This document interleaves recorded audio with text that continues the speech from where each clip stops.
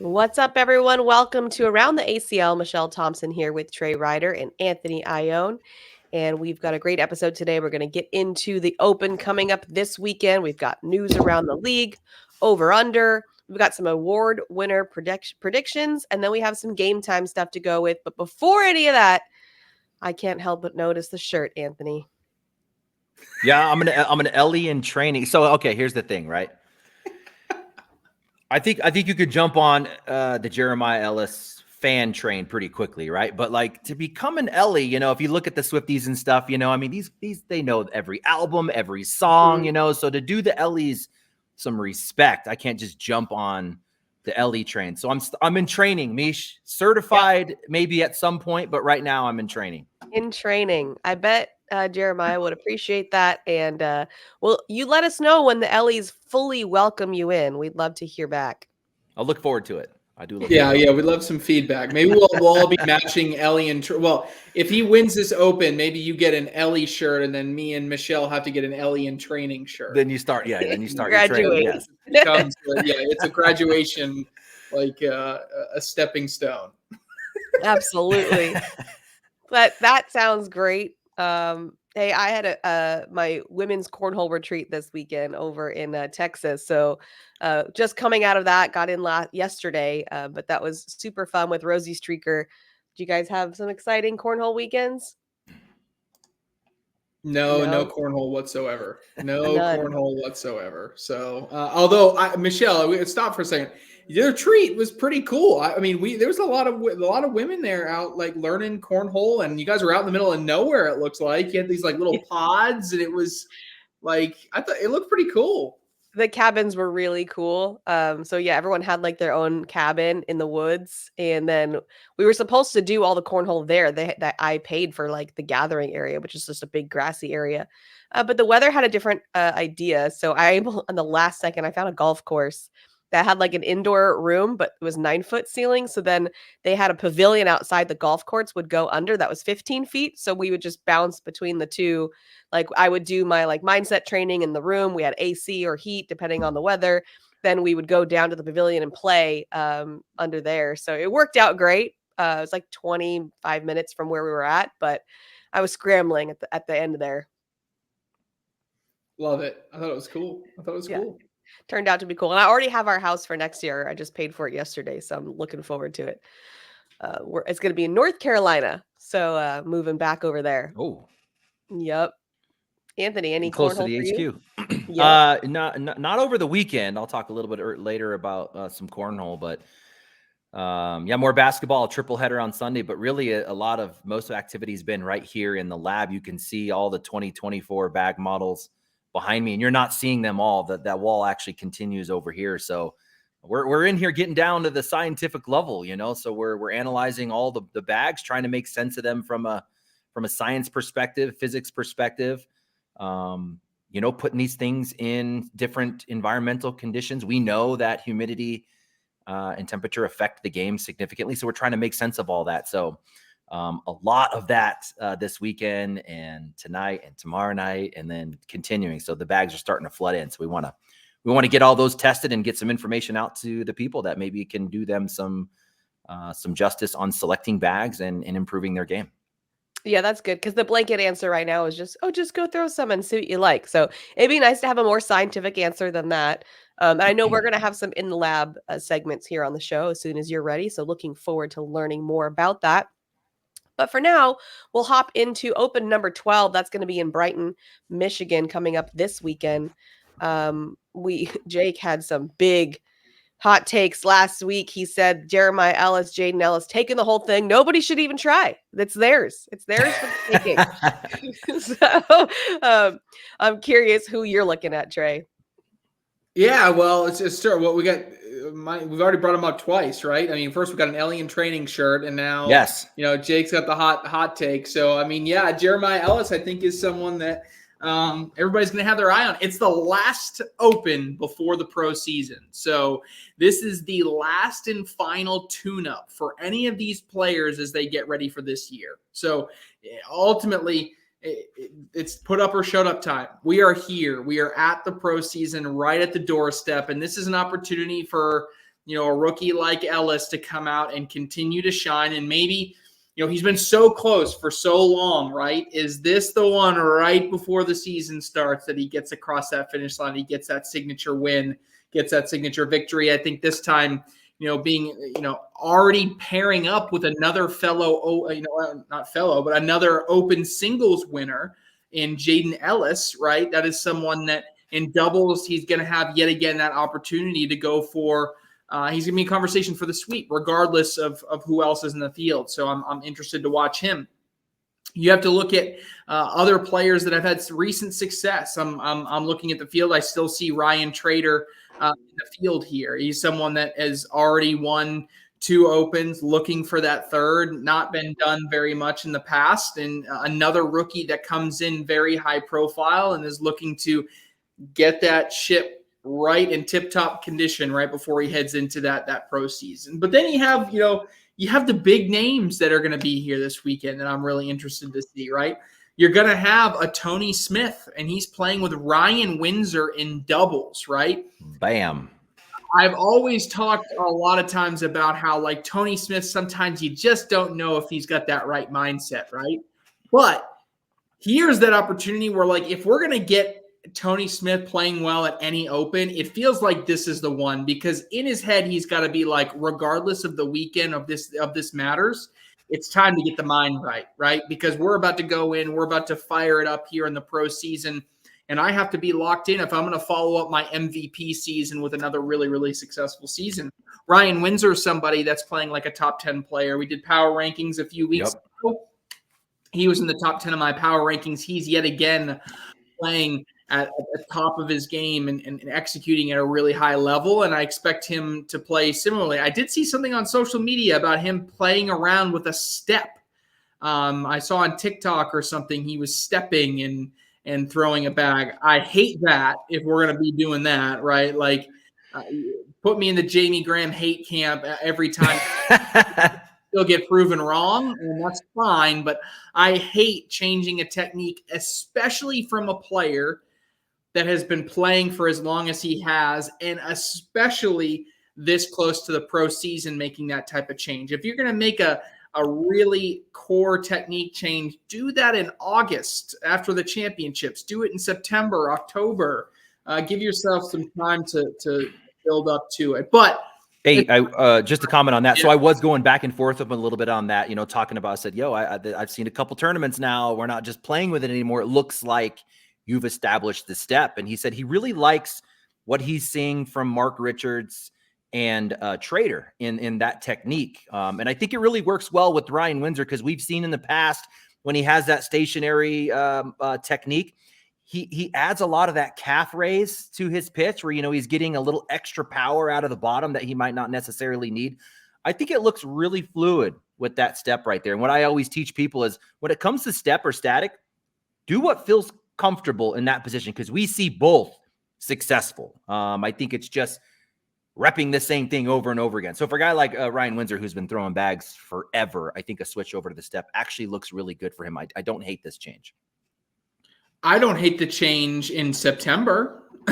Yeah, okay. Yeah, I see you. I don't like the change on March 19th when our pro season starts April 4th. I hate that, right? I mean, that's the point of the off season. That's what you spend that time doing. And I just, he can't. He's an amazing player. He's going to do well, right? But if it's a difference in being a top 10 player, like Ryan Windsor not stepping, I know is a top 10 player right now. Ryan Windsor stepping, I don't know is a top 10 player. He could be, but I don't know that for sure right now. So I think it'd be different if we were seeing finishes that would reflect a change as needed, or he's getting left behind, but he's executing at a really high level. But again, I say this about Jamie Graham, and I look like an idiot. So hey, you brought up Jamie Graham 2 weeks before the World Championship. Me and Jamie Graham were kind of breaking down his pitch. We made some little tweaks going into the World Championship. He won the World Championship. You said little tweaks. Yeah. I don't for think a guy like Ryan, yeah. That's a big for tweak. These guys, I think a step at that level. If me or you switch to a step, I think that's pretty drastic. For those guys, I don't know if it's so drastic. Maybe I'll give you that. But Jamie Graham also has a history of changing. Yes. Windsor does not. right? So it's just something I'm worried about. And then I think the last two that maybe I'll hit on, Alex Rawls has an opportunity to come in here and again assert his dominance that he can be and has shown across previous events. I expect him to be playing at a really high level.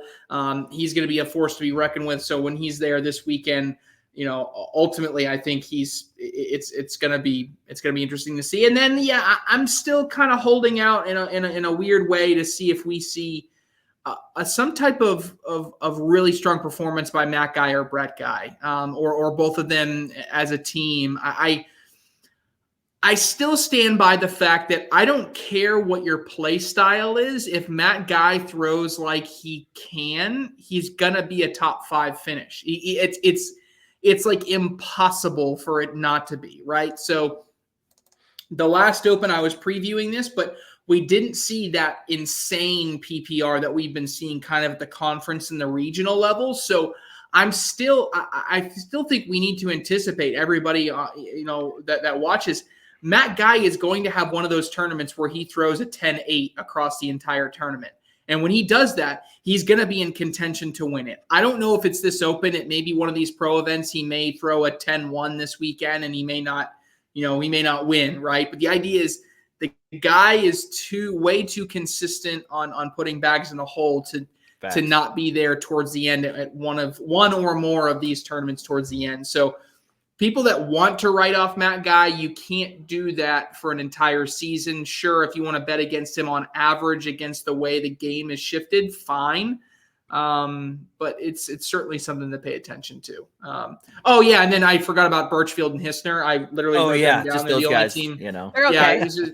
I don't have anything else to say. Like, go win again, I guess. I mean, I can't move you higher than number 1 on my rankings. So number 1 team in the world, go figure it out again, I guess.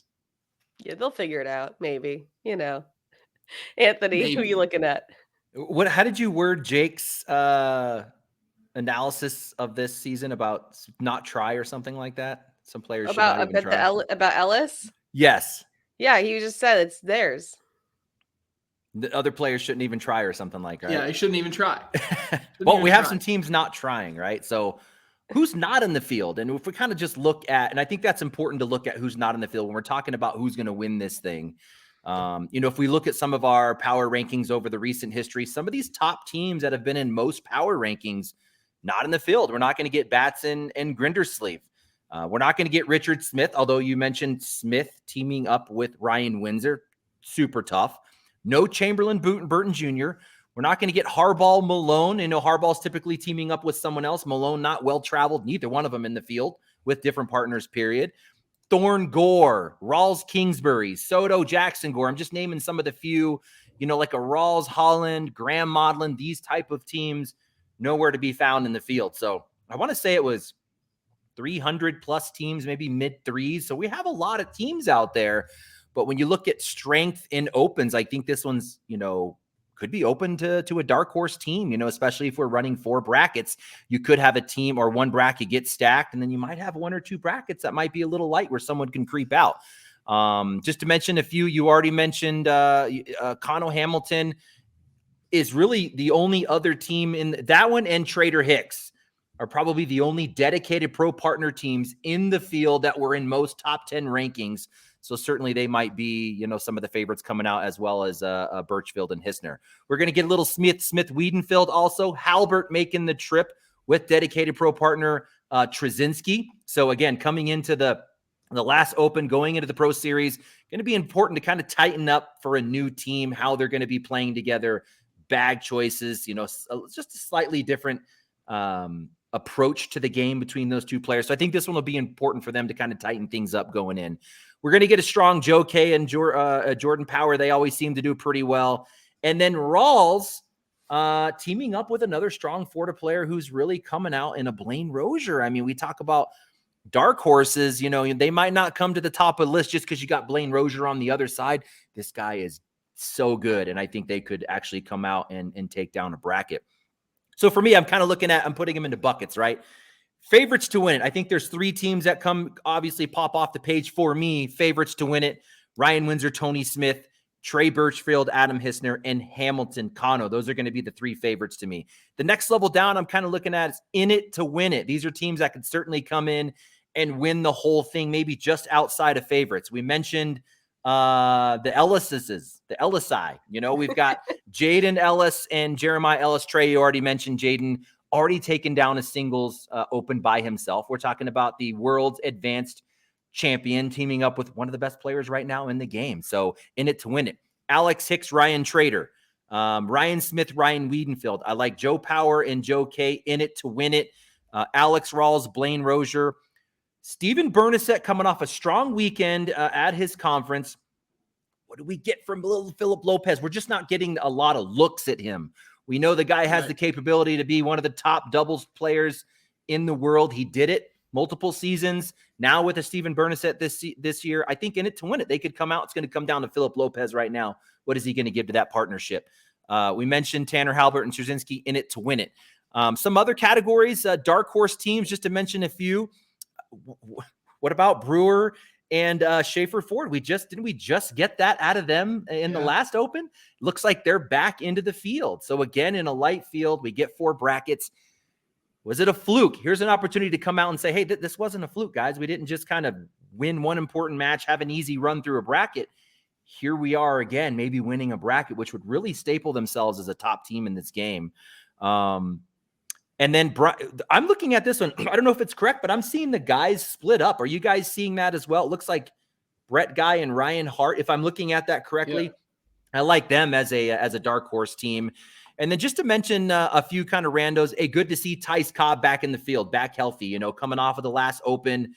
He had a little kind of weird thing going on, some dizziness. Good to see this guy is back in it. Looks like he's healed up and ready to go. Some OGs, Jeff Reynolds. Trey, what do you think about a Jeff Reynolds being able to win singles? Is it possible? Do you think Jeff Reynolds has what it takes to win singles in today's game? On the spot. Probably not, but I mean, he's a run guy. Like, he is a guy that is one event this season is going to finish 7th or out of the pro field, right? He's gonna be that guy that's a game or 2 short. He may make an overall bracket final or something like that. Winning an entire thing, that would be tough. That would be tough to see someone like a Reynolds be able to do that. But he can put. He's shown in the past he can put a lot of bags in. Yeah, as a guy who came in back in the day, I always have this little place in my heart for the OGs, man. I always want to see the OGs. The guys who were on top at one point who have kind of fallen a little bit, always looking for those guys to come out and show. Some other OGs we're going to get dangerous. Danny Seals in the field with Singleton. And Ochoa going to be showing up for this one. Haven't seen that name in quite some time. And then a shout out to Kimberly Glass, guys. Did you see it? The last one? She made the king seat match and then ultimately took 3rd in her bracket. So super awesome to see Kimberly Glass make a run. And hey, here she is in the field again. Just one comment on singles real quick. I just kind of wanted to go through. Let's look at real quick at who's won singles already. All right. So we have 11 opens, 9 champions. So we've had a couple show up and win it twice. So Alan Rawls has come out and won the first one, the biggest one. Ryan Trader's got 2. Richards has 2. Ethan Walker taking down open number 5. We mentioned Jaden Ellis. That was 7. Logan Chamberlain, Justin Burton Jr., Alex Rawls, and then Devin Harbaugh taking down 11. Why is that important? Because we look at this field of singles. We have 4 guys out there that could go out and win a singles at any time. They haven't won one yet. They're all in the field right now. Let's start off with Tony Smith. We're talking about a guy who's won his bracket twice. He was in the finals against Alan Rawls at open number 1. Is it time for Tony Smith to come out here and win his singles? Absolutely. Gavin Cano, he's won his bracket 3 times. Made a finals against the other Rawls, Alex Rawls at open number 10. And then it just gets crazier. Let's look at Ryan Windsor and Jeremiah Ellis. Ryan Windsor has won his bracket 4 of 6 times. Jeremiah Ellis, 5 of 6 times. So you're talking about 9 opportunities, 9 chances for either Ryan Windsor or Jeremiah Ellis to win singles. When you get down to just the bracket playoffs, you're talking 4 players, maybe 8 if it's a big open, and they have missed the bar every single time. All 4 of these guys due for a singles win. What do you think, Trey? I'll say this much. If Jeremiah Ellis wins his bracket this weekend and he goes 6 of 7 winning his bracket and he doesn't win overall, what's going to be on the run of show next week? What's going to be on the run of show next week? Can't close. Finishing problem. Can't close. Hey, you can't say that. You got the shirt on. You cannot say that. Hey, in training, I ain't saying it. He's learning. That's tough. You're kind of on the spot there, Jeremiah. Put yourself there, though. All right. It's almost better if he loses early, and it's just it's not a tournament, right? Yeah. That's just let it go. Jeremiah, just win the whole thing, or like lose early, but don't like come in second again or third. Like, don't do that. Like, it's too much. Just setting yourself up. Yeah, too much. It's so true. All right, moving on. News around the league. We had the Belgium Open. Bruno Bocquier won that one in singles. Emmanuel Vondran and Goonie Wrights take doubles. We had the Northwest Conference where Candler Bag continues to dominate, taking singles and doubles with Dean Norton. The Great Lakes Conference, you mentioned it before, Stephen Bernasett sweeps it there. He takes it down doubles with Mark Richards. And Virginia State Championship, Devin Harbaugh continues his success, singles and doubles with Landon Bass. Congrats to all of our winners there. And any quick thoughts before we move on, Trey? Yeah, on the Europe keeps getting better, guys. I looked at the stats from this weekend. Bruno Bocquier across the entire tournament was a 9-4. I mean, in that bracket final, he had to in the winners bracket final, Goonie Wrights won the winners bracket throwing a 10-1 in that game, and then ended up getting double dipped by Bruno. So like, they're getting real close. I can't wait to get out to Germany again later this year to see all of them in action. But Bruno Bocquier, they call him Mr. Airmail. He's I bet he was throwing some airmails this past weekend. And the Dutch Open coming up this weekend will have some streaming, so we'll be able to see part of it as well. And I keep seeing this Emmanuel von Dran guy out of Germany. This is someone that's, he keeps winning, especially doubles tournaments and finishing towards the end in singles. So this is another player that I'm really excited to watch as we get through the European season. Hey, a 9-4 is really good. If we kind of look at the pro field right now, I mean, that's right, just above average. I mean, if we coming off of last season, it's a little bit above the pro average, but we're seeing PPRs rise. So coming into this pro season, it actually be kind of cool to run that stat going into the pro season. What are the average PPRs? But we do want to keep in mind in a field like that, you're not going to have the elite level blocking. You're not going to have the bumpers like these guys probably do at the American Pro Division. So they're probably going to have kind of more scattered bags, which does help kind of keep, everything kind of middle a little bit more, but still 9-4, really, really good. Really, really good. Absolutely. Coming on up. All right, over or under, I'm going to give you a ranking, and you let me know if that player is going to finish this season over or under. First one is Alan Rawls at number 9. Trey, what do you think? All right, so under is better, over is worse, is what I see we got written here. So under is better. Alan Rawls at 9. I got to go over. I maybe I can keep him in my top 10, and he's number 10.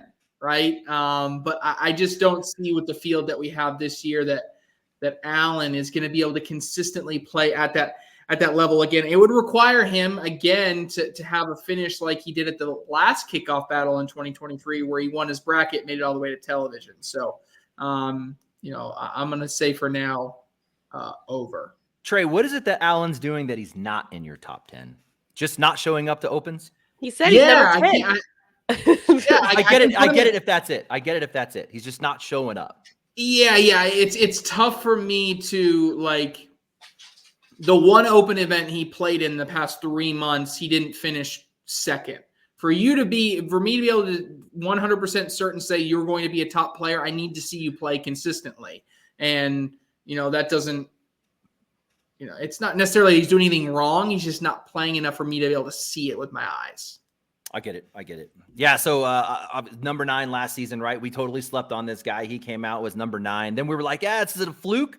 We're breaking out at the new part of the 2024 season. It's apparently not. He comes out at open number 1, the biggest open out there. He takes that down, going through Kano, Windsor, Wiedenfield, Tony Smith in the final.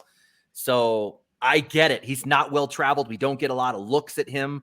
But let's say he's been to 2 or 3 opens. He's won half of them, 33% of them. He's on my 8. He's 8 on my list. I'm going to stay with the power ranking right now. I'm going to say over. Wait, under. Right? Under. You're going is better. under. Yes, under. Okay. Jamie Graham at number 3. Well, I can't say push, right? So that means I'm either getting 1 or 2 or everything else. I think Jamie Graham is about going to be number 3 this year. I really believe that he's going to have that level of consistency. The problem is I'm not ready to put him at 1 or 2 again for the entire season. Could he come out and win the world championship again? Yes. But if I've seen anything from Jamie Graham, he is an emotional roller coaster when it comes to watching him. It's like I never know what we're going to get. He will possibly win a pro event this season, and there's nothing wrong with that, but he's going to have that question mark finish. That's going to keep him at 4 or 5. I got to go over. Anthony? I'm really listening closely to what you're saying here because you're someone who's actually getting live looks at him at the conferences, at the locals. So I'm really paying close attention to what you're saying. I'm going to go over. I got him around 5. I don't like the use of the slick side of his bag too much. I mean, if I put it in basketball analogy, it's like, hey, I've got a player that's got a really nice lay package. He got good post play, some good moves in the post. Shifty. I got a nice mid range and going, you know what? You can only shoot 3-pointers. I really like it if he highlights all of that game and force other people to get into that game because that's where he excels. I don't like him trying to outrun players with bags, but still a top 10 player. I'm going to say over because I got him around 5. Jacob Trzynski at number 12. This is the hardest one on the list, in my opinion, because I think it pegs exactly. I think he has gotten better, but the field has gotten better. So, like, I would have said I expect him to be a 10 to 15 player. I think for now, I'm going to say over 13, 14, and that's going to show improvement when you take into consideration the overall strength of the field. I think he's a better player this year. I can't put him in the top 10 at the moment. I'm not going to sit here and say he's going to be number 11, right? So I'll go over slightly, but I still think he's a better player than he was last year. Anthony? Nailed it. Yeah, exactly what Trey said. I'm on the over. The one piece, the guy can come out and win a national. The one piece that has me going over is the fact that he lets off the gas when he's down 15-5 in a big match. That's the only piece. I mean, if you look at this equation of consistency, somewhere in there's going to be a variable of you're down 15-5. What do you do? If he goes all airmail at 15-5 or 19-10, he's kind of giving up a little bit. I think if we could just get rid of that and grind it all the way to the end, that might be that one match he needs that gets him through a tournament and win something and get the big points that keeps him under a number 12. That's the only thing I got, but I'm going to go over for right now. Gavin Cano at number 16. Easy. I think this is one of the easy ones. I think this is easier under. It was kind of jarring to see a number 16 by his name right now. If I'll put it this way, if he finishes worse than 16, he had an epic collapse in multiple events. I just don't see him finishing, outside of 16th in any of these events. Maybe 1 and he gets to drop it. But unless he misses an event because of a weird circumstance, I think this is an easy under. Anthony? 100%. The dude's cooking. He's cooking back home in a tough Texas field. He continues to win over and over again against tough competition. Like we were saying earlier, he's won multiple brackets. He's been in position to win multiple open singles. This kid's a top player right now in the world. Easy under. Cheyenne Bubenheim at number 21. This one is really hard too. She's taking a little bit of time off now. She's a new mom, right? How long does that take to her to get back into the rhythm? I think by the end of the year, we're talking about her again as a top 20 player. Do the finishes in the next 3 or 4 weeks determine where she ultimately ends up? We've seen her in the kickoff battle. We saw it a couple of years ago. If you don't have a good kickoff battle, it's not good because then you're falling behind on seeding the entire rest of the tournament. I think 21 is about where she's going to be this year overall. I'm going to go a little bit over just because, like I said, I think she's going to have those top 20 finishes when we get to the second half of the season. First half of the season might take some time to get back into it. Anthony? Yeah, I think to do this one, you got to actually look at the rankings, right? You got to look at kind of the list and go, okay, if she's at 21, first let's look at these high-profile rookies coming in. Who do we have to make room for in the top 21? Trader, Ellis, Caden Allen, Soto, maybe a Wilson. You're talking 4 for sure, maybe 5 players that you got to make room for in the top 21. A couple of those are on people's top 10 lists. So you definitely got to make room for that. That's going to kind of push Bubenheim out. Then you go, all right, who's just outside 21 that is trending up that we have to make more room for? Ryan Windsor was 23 last year, guys. So throw that guy in there. Alex Hicks was 24. How about Adam Hissner, who's playing some of the best cornhole ever? He was 34th last season. Let's make some room for him in the top 20. You got Walker out there winning opens. He was in the 30s. You got guys like Blazier, Chris Kingsbury, Jackson Gore, Nico Morellis, all these guys playing really, really good cornhole now who are going to threaten top 21. But then you go, okay, well, who's inside 21 that is trending out? There's not a lot.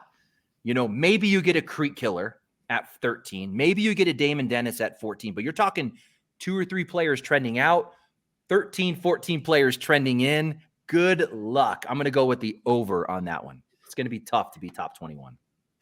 All right, let's move into our award winner predictions.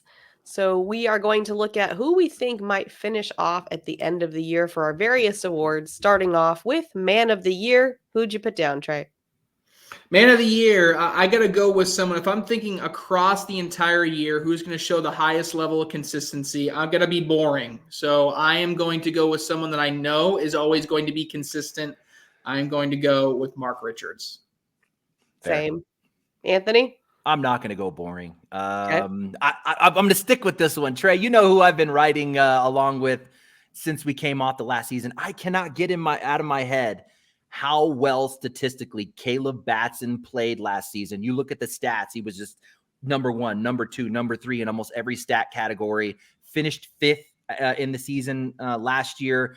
I know we're not getting out of him what we want to see in the opens, but I know a guy like Caleb Batson is going to play different in a pro field than he is going to be in an open field. I'm going to stick with Caleb Batson, Man of the Year, and that one's a little out there and maybe not picked by many people. Woman of the Year. We need to get you a Batsy and not a baddie. A baddie. A baddie. Yeah, that works. Yeah. Woman of the Year. Yeah. I you're not gonna. I mean, I gotta go Cheyenne Bubenheim.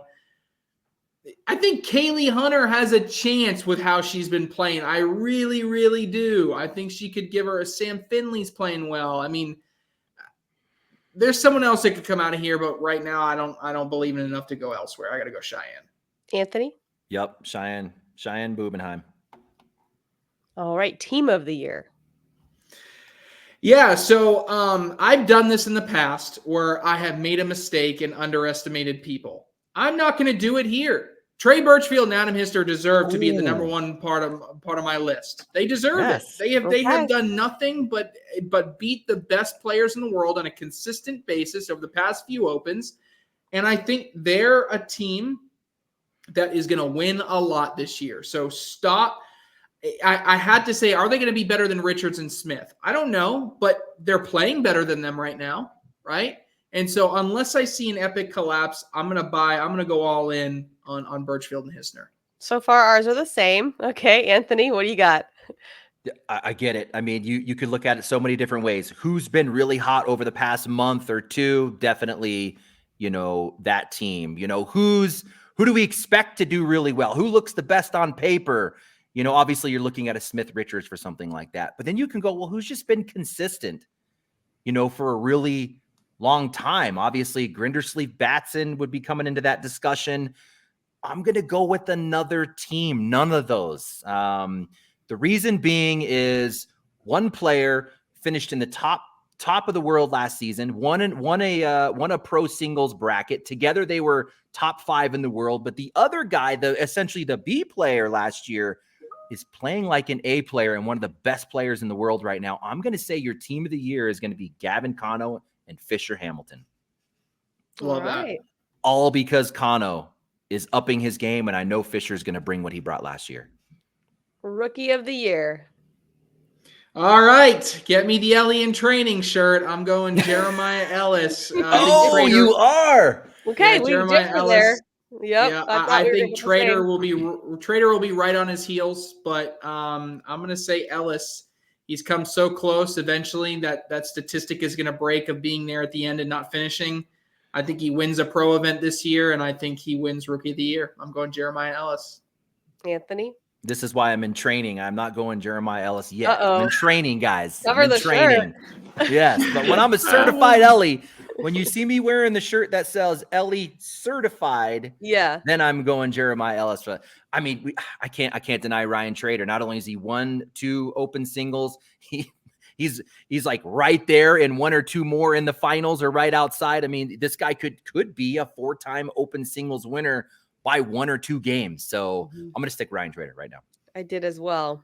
All right. ACL MVP. Yeah, MVP is always going to skew favoritism toward whoever wins, whoever's the number 1 player in the world. So that for me is Mark Richards. And the only way they're going to come off that is if their doubles performance doesn't match. He's playing with Tony Smith. They may not be the number 1 team. They're going to come up short to Birchfield and Hissner, according to me. But Birchfield or Hissner isn't going to outperform in singles, in my opinion. So I'm going to go Mark Richards as our MVP. Anthony? Same logic. My man of the year was Batson. They were the number 1 team in the year last year with Grindersley, Batson teaming up. So I'm going to go with Batson MVP. Breakout player of the year. Yeah, this is where it gets fun, these next 2. So breakout player of the year, again, reminder, someone that this season shows a really strong progress in their game from last year to this year. Has to be a returning player. It cannot be a rookie. So for this one, you've already talked about him a couple times, Anthony, and I might be stealing your thunder here, but I'm going to go Blaine Rozier. I think he's one that is playing at a really, really high level. I believe he was in the 40s or the 50s last year. He's someone that I think could make a jump into the high teens at a high end, maybe the low 20s. And so ultimately, because of that, I think that's enough to make a breakout performance when we look at this award. Anthony? I'm kind of going the same thought. I'm not thinking someone who's 120 who's going to make it to 60 and then jump a bunch of spots. I'm kind of in that same theory as someone just inside 50, 30, 40, that could, and how hard it is to get inside 21 and then inside 15, maybe inside 10. But I'm going to go with Ethan Walker. This guy is grinding. I don't know if anyone's been to more opens than he has. I know he's been to at least 8. And in those 8, he has never finished lower than 5th in his bracket. Rankings are highly dependent on not having, those 2 events or 1 or 2 events where you finish 50th because you had a bad showing. If you're just consistently in the top of the bracket, you're gonna stay high in ranking. So I'm gonna go with this guy, and then obviously he won open number 5. Comeback player of the year. So this is new this year. So comeback player of the year is someone that may have been at the top of the world years ago, but for whatever reason, they either didn't have great finishes or they took a step back or whatever, and they've made a comeback into the game, similar to other comeback player of the years in other sports. For this one, I have really, really liked what I've seen from Tyler Poitras over the past few months. He looks like the old Tyler Poitras self. Okay. He took a break from the game for health reasons and other reasons, so he stepped away. This is a guy that was at the top of the world years ago and now has a chance to do that. He was right there, won his bracket at the last open, and I think he'll have another strong performance. I think easily top 30. And so if he can be a top 30 player after sitting a year out, I think that's certainly worth highlighting with a comeback player of the year award. Anthony? I love that one, Trey. I love that one. Didn't even cross my mind. I love that one. I'm going to go Jackson Gore, a player who was, I want to say 12th or 14th in his rookie season in the world, fell all the way to 88, playing again like a top teens player. So I like Jackson Gore as a comeback guy. There's no way it's not going to be Noah Almanza, you guys. Yeah, he was number 2 or number 3 for me. There's no way. He was like, what was his ranking last season? He was like top 10 to like outside 100. Outside of 100. 180th. Yeah. Yes, exactly. There's just no way. All right. It's time for our game time. So this came from our Baggin and Braggin show. We brought it over here to Around the ACL. We're going to start off with four bagger and floor bagger of the week. Trey, what was your four bagger of the week? Four bagger of the week is easy. Just arrived at the ACL HQ. None other than 250 PSI worth of explosion from the Corn Nuts Cannon, baby. That's right. Yeah, the Corn Nuts Cannon has arrived. We will be shooting literally corn nuts into the stands throughout the pro season. That thing is going to be a ton of fun. I shot it a bit. Anthony, you're going to trust me. You're going to want to play around with this thing. It's a lot of fun. So awesome. My highlight is can't wait to break out the Corn Nuts Cannon at these Nothing pro like events. a new toy. Anthony, what you got? All right. I mentioned talk a little bit about cornhole. Of course, I'm going to keep it cornhole because that's just where I'm at. I played in my first cornhole tournament. It's been a year. It was March of last year where I played him. So my four bagger was I took second in the tournament. It was a doubles tournament. I took second. My floor bagger was I just was not happy with how I won. It was trash. What was working for me? And it makes sense when you don't throw a bag for a long time. Okay, the flatness was there. The line was there. But the minute traffic was involved or a block was involved, I couldn't get my, when you start adding in the wrist action or you start adding in the roll action, I couldn't get the bags to cut. I couldn't get them to roll. The rolls, luckily the rolls were ending up in kind of stacks because I just couldn't get it to roll. So that's where I was able to kind of stay in the matches. When I won, I barely won, like 21-20. I got lucky on a bunch of these, but four bagger I won. The floor bagger how I won, it was kind of garbage. You're ridiculous. I get second place. I ignore everything else after that. What's tough is we watch cornhole at the highest level, and we're not the highest. We are not the highest level, so it's tough to accept that. But I expect great things. Trash. Fair enough. Trey, what was your floor bagger? My floor bagger, bummed to see that Mike Dingus and Mike Lucas Jr. are going to be stepping away from the game. Mike Dingus's wife is having some health issues. So thoughts and prayers out to the Dingus family as they kind of fight through it at this time and hope to see Dingus and Lucas back in the pro division next season and hope everybody recovers and all is well. Yeah, shout out to those OGs. Big fans. Yeah, solid dudes. I saw that as well. So Rosie and I played in a blind draw before our women's retreat in Texas. And I got paired up with a kid and you could just tell off the bat. He's like, great, I got the girl. Not thrilled at all. And he didn't really pay attention to my first game at all. He was on his phone. He's looking away. And I was just like trying to do my best. And I did really, really poorly. And then the next, it was a 2 out of 3. It was a really weird bracket setup. And then the next one, I played better. And then by like the third and fourth game, I got like a couple fist bumps from him. And I just felt like I made it. I got like a 13-year-old to be somewhat thrilled that I was his partner. So that was cool. All right. Send it or board it. What do you got, Trey? Send it or board it. Paid March Madness bracket pools. Do you guys partake in these? No. Anthony. I don't do bad. I just football. I'm just football and cornhole. That's it.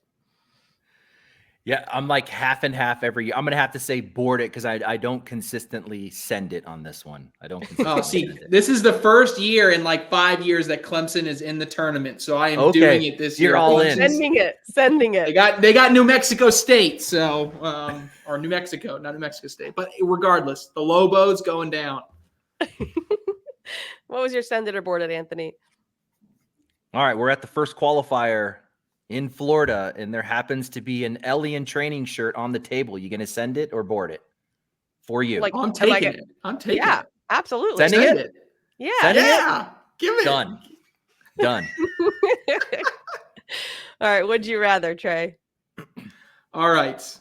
This is a hard one, okay? I want you guys really to think about this because I think it's going to be really, really good. Would you rather, if you wanted to improve your game in cornhole, would you rather go to a retreat where you're in a cabin and you're getting instruction for someone that is getting their PhD in the psychological aspects of the mind? Or would you rather go with Trey and Anthony at 2 a.m., 7 beers deep at an Airbnb in Miami and learn how to play cornhole better. I mean, Oh my goodness. I don't know. That is awesome. That is awesome. This is a biased would you rather. What the heck? Yeah, this is pretty easy. Pretty easy. Miami at 2 a.m. sounds great. Rarely am I going to pass up 2 a.m. in beers and cornhole with some of the best but players. you're going to pay for that? You're going to pay your hard-earned money for that? I don't think so. Yeah. Oh my goodness. This is ridiculous. Hey, I've sat down with Derek King. Yes. Like if you want to be great in this game, you can't think that you know everything. So no. I agree. I'm saying you're going to pay to be taught by drunk people? Yeah. They're the best players in the world. I'm paying for a good time, Meesh. Oh my God. Okay. Don't agree with that. That's funny because the would you rather that I was going to give you guys along the same lines is you want your retreat in the cabin in the woods or you want your retreat at the beach? Oh, definitely the beach. The beach? The beach. For sure. But keep in mind, you're playing out on the sand in the wind. Oh, better. That makes it. If you were trying to persuade me not to do it, that was the wrong thing to take. That's hilarious. If you want me to show up to a cornhole tournament, tell me we're throwing slide rights and 25-mile-an-hour winds, and I will show up. I will. Okay? I will be in the building watching. No, thank you. What about you, Anthony? Beach. Yes, beach. All right. Time for hot takes. What do you got, Trey? All right. Hot takes. So I am going to say that the hot take after this is after this event. I don't know what the circumstance is, but Anthony crosses out the in training off of his shirt after this weekend. I don't know what that means. Okay. That could mean he's terrible and he throws the whole shirt away, or it could mean he wins and he's bought in, or he burns it. I don't know. Certified or crossed off completely. Yes. one way or the other. We're going to see a drastic change in the attire from Anthony. Anthony? Hey, we're going to stick here with the Ellies on the hot take. So we're going to have a Jeremiah Ellis sweep. So in doubles, it's going to be Jeremiah Ellis and his son, Jaden Ellis. Just joking about the son. And then we're going to have N. Ellis win singles. So we're going to have a Jeremiah Ellis, an Ellis sweep this weekend. So you're double. I like it. So you're saying also Jaden could be involved. It's one of them. Do we have another Ellis in the field? Should I do a control F here on this list and see if we have? Yeah, how many are there on there? Okay, Lee Peterson and Jason Ellis are playing in doubles. I have no idea who those guys are. So Jason Ellis, there's my hot take. Jason Ellis wins. Whoever you are now officially. That is awesome. Oh, man. All right, mine is we know Trey Birchfield, Adam Hizzard, they've been playing hot in doubles, but I say that Trey Birchfield is riding out this confidence, and he is going to win a bracket in singles. He's going to say, I can do it in doubles, and I can do it in singles. So Trey Birchfield, hot take there for you. All right, guys, that's all we got time for. Thanks for joining us, and we'll see you all next time.